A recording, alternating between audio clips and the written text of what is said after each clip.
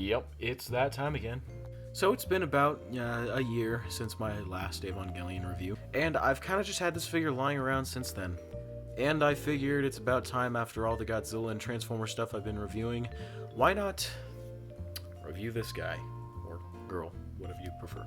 But anyways, today we are taking a look at the amazing Yamaguchi Revoltech Evangelion Unit 1. This figure features a lot of accessories and features, and it's pretty cool. This is one of my favorite Evangelion figures that I have in my collection. This inner panel flap does show a lot of the features that are included with this particular figure in terms of articulation, accessories, and as well as a glow-in-the-dark feature, which I will get into in a bit. And also, the base does light up, which it does not on mine anymore because the batteries kind of, died. But, it does show like all the poses you can get him into or get her into. Yeah, so that is pretty much, when it comes to the features. In terms of like the other parts of the box, like we do get this really cool like inside like detail feature. We got Revoltech Evangelion 2.0, which this is from, even though this is kind of reused from like the first movie, I believe, with maybe some like added stuff. We do get the Nerve logo on top, some other stuff, Evangelion Evolution, Test Type Unit 1, blah blah blah. On the front we do get this really nice image of Unit 1 on the front, as well as Evangelion Test Type Unit 1. Same thing on the other side, kinda. On the back we do get pretty much some more features and stuff, and yeah, on the side we get that. On the top we get amazing Yamaguchi Revoltech stuff, and then on the bottom we get that stuff, and yes, that's pretty much the box. And here we have the Evangelion Unit 2 Revoltech figure out of the box, and this thing looks amazing. Overall look of this figure is insanely sleek, and I do love the proportions as well. One thing I'm not the biggest fan of is this head sculpt. It's kind of meh, but it's not a big deal. Overall, just the rest of the figure looks very, very nice. Also, I would like to point out something I was wrong about. I replaced the batteries and I completely forgot about it, so this does work. Now, in terms of accessories, we have a lot to cover. First, I do want to talk about weapons. We do have a progressive knife that is included. It doesn't really do much, it doesn't fold or anything, but it does look very, very nice. The silver paint is nicely applied, as well as the brown for the handle and this little red bit at the top, and the matte black finish does look very nice as well. And there is a little bit more of a black tip at the base right here that they did keep, which does look very nice. So prog knife is very nice looking. The rifle, I don't remember what this is called, sadly. It's been a while since I've seen Eva, but this does look very nice as well. It is kind of like this gunmetal green, essentially, and that does look very nice.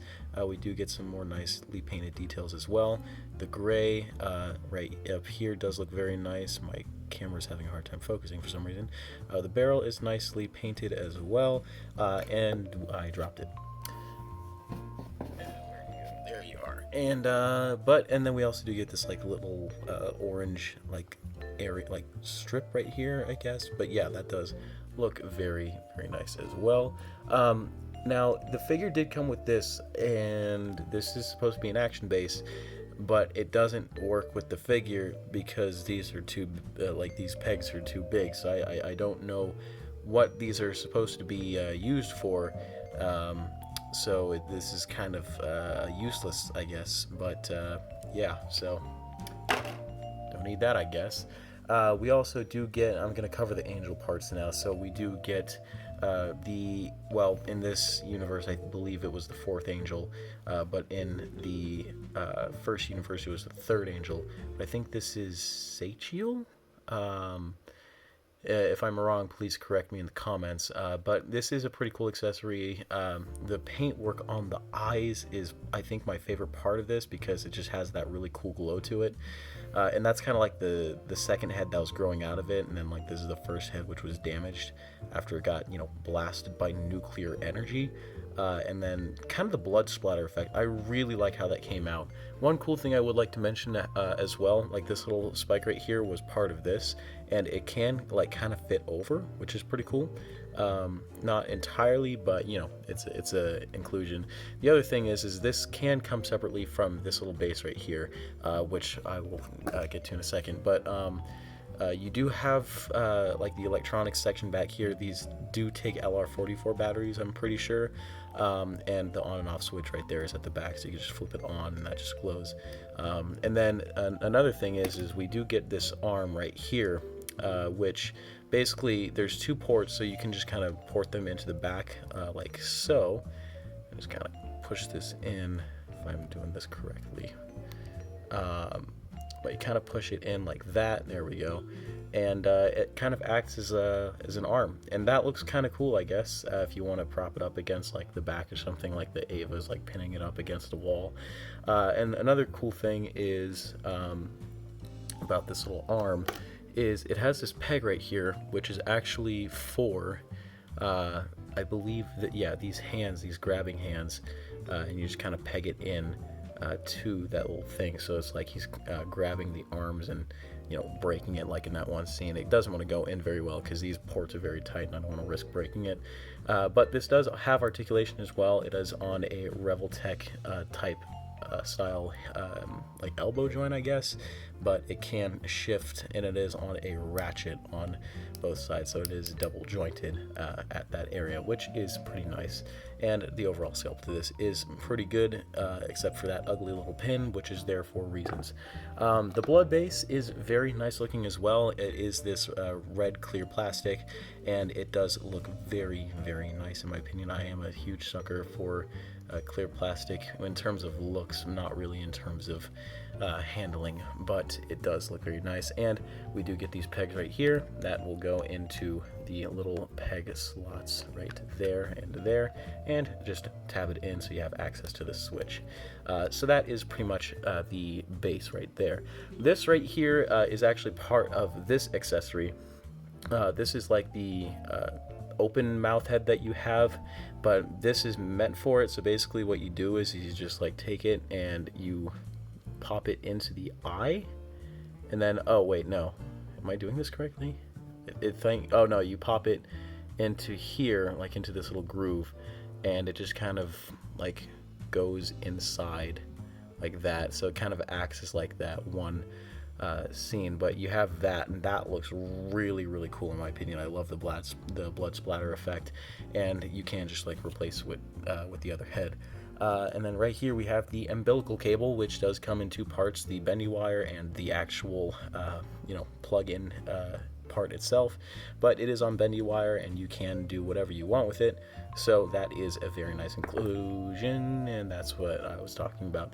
But yeah, bendy wire, you know, I kind of like that when it comes to the umbilical cable, so that is a neat inclusion, if I can get that to stay on.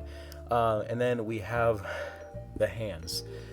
First off, we have two pairs of prog knife holding hands for holding the progressive knife. We have these like grounded hands, like for, I don't know, ground poses or something, I don't know. We have those. We have I can't tell if these are running hands or not. I think they're running hands, but the thumbs are open, because usually the running hands are like this with the thumb down, so these are probably more so if you want to put her in a holy pose, I guess, I don't know. So that's there. We do get two basic fisted hands, which do look very nice. One thing I should mention is these all do have silver paint, and like the little orange dots as well, and the purple does look very nice on these, so we do get those. We get these hands, which are for grasping the angel arm, but they also look like AT field opening hands, but there is no included AT field, so, you know, not really much use there. And finally, we have the rifle holding hands, which do look pretty good. But yeah, so that is pretty much all the hands. And then we have this, which kind of perplexes me, but I think I know what this is for. At the same time, this is also LCL colored, which is, you know, properly themed, I guess. But it opens up, and I think this is for storage, but I don't think this can hold all of that. But one thing is that there is this bottom part right here, which is for connecting it to other, I guess, storage boxes. But it's a neat inclusion, I guess. So that's one thing, and then you just close the top like that. So it's something you get. But yeah, so lots of accessories that allow you a lot of like posing and all that kind of stuff. So yeah, a lot of really cool inclusions here. Now, I would like to show like what the figure looks like with the accessories utilized, but I would like to show off the articulation before I do that. So basically, in terms of articulation, we have a swivel at the top of the head, which is kind of limited due to like the room there is. There's not much room to like really do much with this. One cool thing is this little feature right here, where like when you bend the neck down, this little section kind of comes down with it. Just don't take it out all the way because it gets kind of annoying to work with. But then the head does move down like that and like that, so there's a lot of range within the head, and it can look up about that far, and there is some tiltage as well, and due to that little Revoltech joint on the inside of the neck. So lots of good posability in the neck region. The arms are on Revoltech joints in the shoulders, so you can do a lot with these. And they are on ratchets, so the arms can come out like about that far and go in about that far. So there is quite a bit of range there, and then they do swivel forward, and you can adjust them however you need to. So like you want the arms to like be like facing forward like that, you can do that. So yeah, lots of range within these areas. The shoulder pylons are also on miniature Revoltech joints, but they can fall off easily, so be wary of that. There's no like bicep swivel, but there is a elbow joint, which is also a Revoltech joint. This mostly consists of Revoltech joints, just to make that clear. But the elbows can bend about that much and back down about that much, swivel at both the top and the bottom, and then the hands are on mini Revoltech joints, so they can go in and out about that much and swivel, and if you turn it around like that, they can go up and down like that. So that is pretty cool, and it can do the same thing on the other side. Now in the torso, we do get some more of those like Revoltech joints, so it can crunch forward a decent amount, but I don't want to like risk breaking it or anything. This one is kind of tight, but it can do what it needs to. Now this area is more so connected, so you can't really do anything here. But then we do get a joint up in there. Also, this figure is very dusty. I think I did get this used, so there is going to be a lot of dust on it. So if you notice like all those little fuzzies, that's what that is. But yeah, so there's a little bit of range. There's a bit of like some swiveling motion, like kind of in here, so you can kind of swivel it around and all that kind of stuff. So pretty decent range there. And then the legs can kick forward a bunch, like very well, and back about that much. So quite a lot of range in terms of the legs kicking forward and back. They can kick out about this much, so quite a lot, but it does kind of look a bit weird. You do get this little section right here, which is on a hinge. That's to kind of make it seem a little bit more I don't know, not dynamic, but like organic, I guess. And they did something similar on the real grade Evangelion model kit, which is pretty cool. There is a thigh swivel in here that I believe operates on this joint right there. And then the knees can bend very far, like at least to where the calves can touch the thighs. So that is pretty good, and can go forward about that much. Swivel at both, like, the bottom and the top. And then the feet are on Revoltech joints as well, so they can go up, down quite a bit. This kind of blocks it, but this is also flexible. I just don't recommend flexing it too much. Swivel, bend, like very good pivot, and last but not least, a toe bend. So articulation on Unit 1 is very promising in my opinion, and you can get a lot of really good poses just by utilizing all of that articulation. And now time for poses, and this figure can pull off a lot of really nice poses. I didn't want to put it in too many poses, mainly because I don't want to wear out the the Revoltech joints. And the other thing is the hands are very hard to get in because the pegs are a little too big for the holes. So that's something I'd have to fix on my free time. But there is one more thing that I would like to mention that I think is really, really cool about this feature. I do want to show that off. So off goes the light, off goes this light, on goes this. I usually like to use black light because that kind of activates the effect a lot better.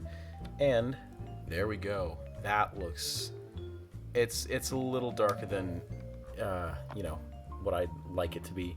But in terms like just with this, that looks pretty cool. But then off, yeah. So it kind of does the trick, not really, and it kind of fades like really quickly. So it's something, but yeah. So when it comes to that feature, I think that is pretty cool just in general. And for a quick size comparison, here we have the Revoltech Evangelion Unit 1 next to the Bandai Movie Monster Series Kiryu.